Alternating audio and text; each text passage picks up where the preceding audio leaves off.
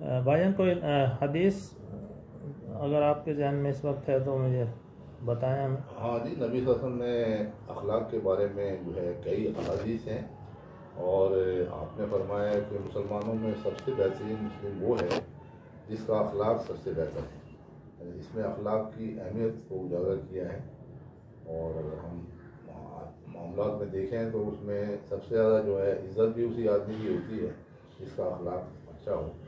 اس کے علاوہ نبی صلی اللہ علیہ وسلم کی ایک حدیث ہے کہ جس میں سلام کو پہل کرنے کا کہا گیا ہے، اور اس میں کچھ آداب بھی بیان کیے گئے ہیں۔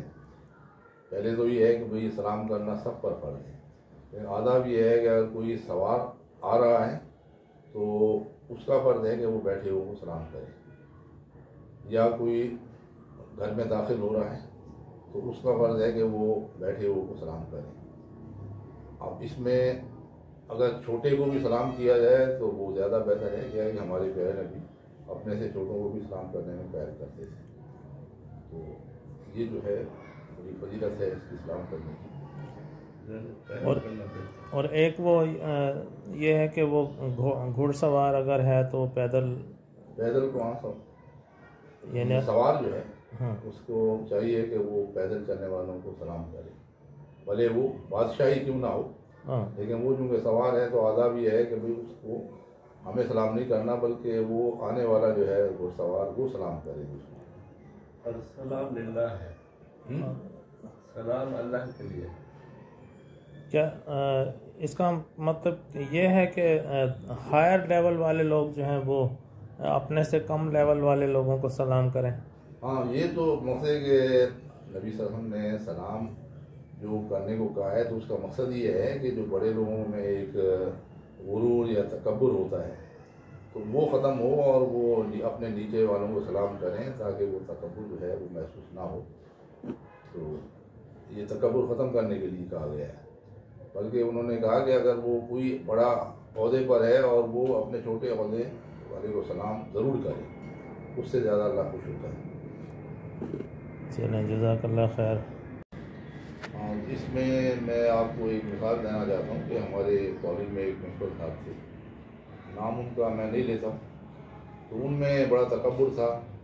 اب وہ جیسے گیٹ سے جب داخل ہوتے تھے تو دوسرے جتنے بھی عملے کے افراد ہیں وہ احتراماً کھڑے ہو جاتے تھے کہ بھئی پرنسپل صاحب آئیں، تو لیکن وہ سلام کیے بغیر گزر جاتے تھے، اور وہ یہ ذہن میں رکھتے تھے کہ بھئی یہ جو ہے میرے نیچے جو لوگ ہیں وہ مجھے سلام کریں۔ تو نتیجہ یہ ہے کہ 2-4 دفعہ ان لوگوں نے جیسے وہ آئے سلام نہیں کیا پرنسپل صاحب نے، تو انہوں نے بھی سلام کرنا چھوڑ دیا، تو وہ بڑے غصے میں آئے اور ان سب کو بلایا اپنے آفس میں، اور ان کو کہا کہ بھئی تمہیں چاہیے کہ مجھے سلام کرو، میں پرنسپل ہوں، بڑا ہوں۔ انہوں نے کہا کہ اللہ کا اور نبی کا حکم یہ ہے کہ آنے والے جو ہے وہ سلام کرے، تو جب آپ ہمیں سلام نہیں کرتے، ہم تو بیٹھے ہوتے ہیں، آتے تو آپ ہیں، تو آپ کا فرض بنتا ہے کہ آپ ہمیں سلام کریں، آپ نہیں کرتے، نتیجہ یہ کہ ہم نے بھی آپ کو سلام کرنا بند کر دیا۔ تو انہیں واقعی احساس ہوا کہ یہ غلطی میری ہے، تو وہ بھی سلام کرنے لگے۔ اس کے بعد ایک اور پرنسپل تھے جن کا نام ڈاکٹر کے لاڑک تھا، وہ ایسے تھے کہ اپنی کار میں جیسے گیٹ پہ پہنچتے تھے، باہر سے آتے تھے تو وہ کار سے اتر کر پہلے پٹے والے کو سلام کرتے تھے، گیٹ کیپر، اس سے ہاتھ ملاتے تھے اور پھر اندر جاتے تھے۔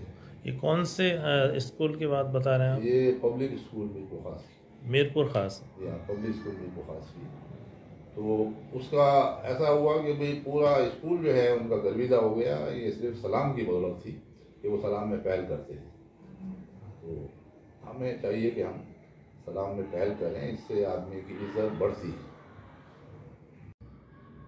بسم اللہ الرحمن الرحیم۔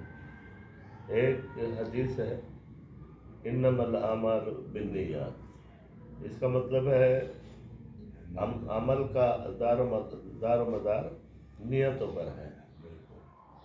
اچھی نیت سے کوئی بھی کام کیا جائے اس میں برکت ہے اور اللہ بھی خوش ہوتا ہے، اور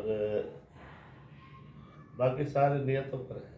اور آپ کا اس بارے میں کیا خیال ہے کہ جو چھوٹے کو بڑے آدمی کو سلام کرنا چاہیے یا بڑے آدمی کو اپنے چھوٹوں کو سلام کرنا چاہیے، اس سلسلے میں آپ کی کیا رائے ہے؟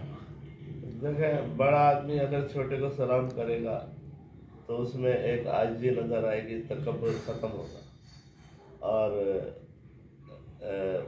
उसकी अल्लाह से ताल्लुक़ पता चलेगा और उसमें इज़्ज़त है उसकी, लोग उसकी इज़्ज़त करेंगे दुनिया में भी और अल्लाह ताला भी उनको अच्छा अजर देगा।